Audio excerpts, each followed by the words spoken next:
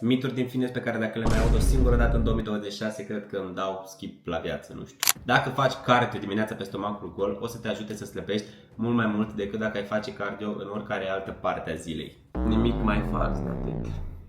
Și zic și de ce. Raportat la legile termodinamice, corpul tău va consuma aceeași cantitate de calorii dimineața cât și dacă ai face cardio în oricare altă parte a zilei. Efectiv, dacă faci bicicletă dimineața la ora 5 sau faci bicicletă seara la ora 4, corpul tău va consuma același număr de calorii, atâta timp cât îl faci în aceleași condiții. Și aici mă refer la durată, intensitate și, bineînțeles, bătăile inimii. Singura diferență este că dacă te afli într-o perioadă de masă musculară, ești într-un surplus caloric destul de avansat, cardioul dimineața pe stomacul gol te poate ajuta să ai o poftă de mâncare mult mai mare, astfel încât să poți să mănânci mesele pe care le ai mult mai ușor, fără să-ți fie grase și fără să stai o oră la un bol de mâncare. Dacă vrei să mai vezi și alte mituri din fitness pe care le demontăm, nu uita să lași un like, un follow și lasă-mi un comentariu cu ce mituri din fitness mai știi. Iar până data viitoare, pa!